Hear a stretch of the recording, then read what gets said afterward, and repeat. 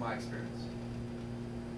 What motivates Headhunter to work for you? So this is just, again, my personal opinion. You know, I interact with a lot of recruiters and share some of my opinions, but they don't share all of my opinions either. So here's a couple of bullet points that gets me excited about a candidate. And this is transparent stuff. I'm you know, giving away stuff I probably shouldn't do. I prefer to find the candidate. I prefer to find the candidate. More times than not, when I have a candidate that applies to me, they're not a match. And you know, we can talk just for 2 hours just on that one component. But I prefer to find you. Now, once a year, someone will you know, apply to one of my advertisements. I'll get them hired, and that's why, you know what I'm saying. It's worth all the time and energy I put all the ads out there for that one placement. It's worth it. And for me, it's branding too. I mean, social proof that hey, my competition sees my postings. You know, it's important. I like a passive candidate. I like a candidate who's sitting at their desk not looking for a job.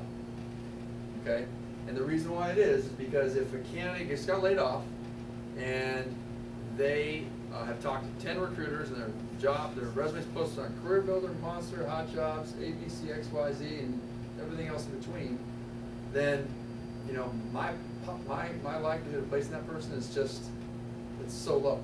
You know, not that I wouldn't entertain someone like that. I'm just saying statistically, and I'm completely and totally sold on the statistics for the process. So somebody who's, you know, sitting at their desk pretty happy but hates their boss, let's just say, and I call that person. You know, that's the kind of person I like. I like someone who's highly accomplished. One thing you should take away from this talk today is people who are highly accomplished have patents, awards, honors, they've authored books, they've done publications. It is on their resume. It's on their resume. Now, there will be that one, you know, maybe 3, 4, 5% of people that have never had a patent or an award or whatever, or never been involved in an honor society. But for me, when I see that, it's like lights go on. I like people who like corporate America. If I look at a resume, somebody's worked 3, 4 years at a company, you know, got out of it and started a small business, and then went into consulting, then you know, went to work for another corporation for a couple of years. You know, that's not an ideal candidate for me, because that person's probably going to get in. If I place that person, more than likely, the next best entrepreneurial situation that comes up, they're going to bail, and it makes me look bad to the corporation. Does that make sense to everybody? Yeah. Okay. I'm looking for high-level education. I mean, I'm an engineering recruiter, so people I place are all the way up to the VP level, software engineer, hardware engineers, software engineers, hardware engineers, mechanical engineers.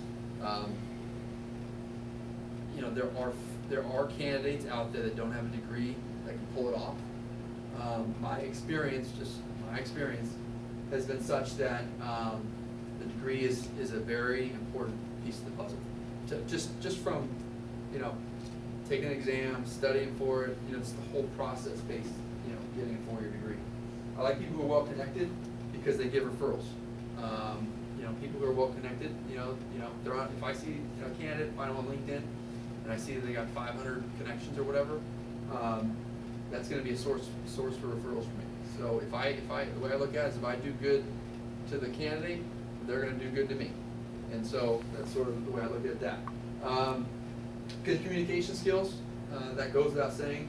For me, it's very important. I don't like job hoppers as well. What do you define as a job hopper? Yeah, so somebody, it's a good question. I'm really good at interviewing. Oh well, I don't say that. I have 12 years of experience, and I've placed a lot of people, so I'm a pretty decent interviewer. I want to know why you left the job, and I need to have a very good reason to tell the reason why you left that job. And if you give me something that is not the truth, you know what I'm saying, I'll find out. I'll figure that out. right now in this climate, a lot of us don't have a choice, you know, and you can tell. Somebody's working HP, 10 years, Qualcomm, 10 years, Nokia, 5 years laid off, right? Either that person's, you know what I'm saying? I'm not gonna, because they've had, you know, longevity. There's been some, you know, accomplishments there. It's kind of a tricky question. It's a good question, though. You know, it's a good question. Did I answer your question? Keep going. I'm just wondering what. So if what does a job hopper look like to you? So a job hopper looks like somebody who literally will leave the job for 10% more every 2 years. That is a job hopper to me. Just to give you a basic, you know, understanding. And to me, 10% is not worth it. You know, it's just not worth it. So let me ask you this: you worked in a small company, then you went to. Started with a big staffing firm, then small, now my own. And then you're out. Yep. So similarly, for an engineer, he has a perspective to come up in the career and look for better opportunities. Yeah. So why don't you recommend those type of people being in the same phase as you? Why you look those people as different? I want to make sure I understand that. So because I have my own business. Yeah. And you're saying I'm looking down on people that are entrepreneurial type? No. You said 10 years Qualcomm, 5 years Broadcom, Yeah. 5 years Nokia. You don't recommend those type of people. Yeah. So these are all big corporate companies.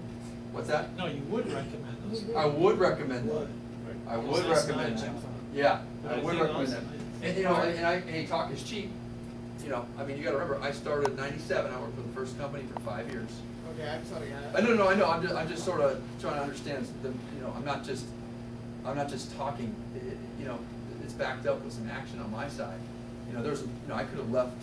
You know, my companies. I didn't. I just believed in what we were doing and trying to accomplish, and it just wasn't about money. You know, and then I had a couple kids. My wife left the shop. Now it's about money. You know, so I think the job hopper. nobody laughed at that. Yeah, I think the job hopper part Nobody laughed at also. that. You said it's It's about money. It's amazing how no one laughs at that. Oh yeah, it's survival right now. I mean, when a candidate submits their resume to you. Yeah. To review. Yeah. Clearly, they don't say they left the job because of X, Y, Z, right? So that's what comes out when you talk with them. Yeah. So he can determine. Yeah. Job hopper, so he said, okay, well, you were here for a year, you were here 2 years, why'd you leave this place? I didn't like my boss, why'd you leave this place, you know? 10% I got more. tired of the work that I was doing, you know? Yeah. And so not legitimate reasons. They gotta be like compelling. restructuring or. Wife got you know, transferred. Clearly I got better, not just a better offer, but money-wise, but a better job position, a different title, Correct. you know, stuff like that. So I think what Brian is saying is that Yeah. he can determine from his conversations with a potential candidate that he would or would not recommend that person, Yep. right? Yep.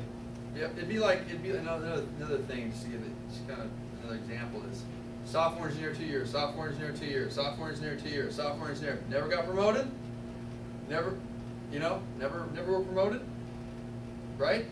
It's not a good sign. It's not a good sign. It's not a good sign. Your career track needs to go, and there is no time in history like it is now. Before you could hide out for a company for 20 years, it's gone. It's gone. You need to be moving up. Every single job has got to be important. You may disagree with me, but that's the way I see it. So again, motivations for me, a reasonable commute to the office. I can't tell you how many people I've placed who said, oh, no problem, I'll commute 30 miles in 2 hours of traffic each way, and 6 months later, company's calling me pissed off. You know, so I'm not saying I won't talk to that person. I'm just saying, you know, up front, you know, I can tell that there's potential problems there, just statistically, you know, just statistically, and then don't require relocation. You know, I'll just give you one example. Had an offer for a client of mine in Sacramento, client of mine, and you know, the guy owns a home that's underwater. Wants the client to absorb the house. Nobody's going to do that. Nobody's going to do that. That's insanity. So you know, I lost out on a deal.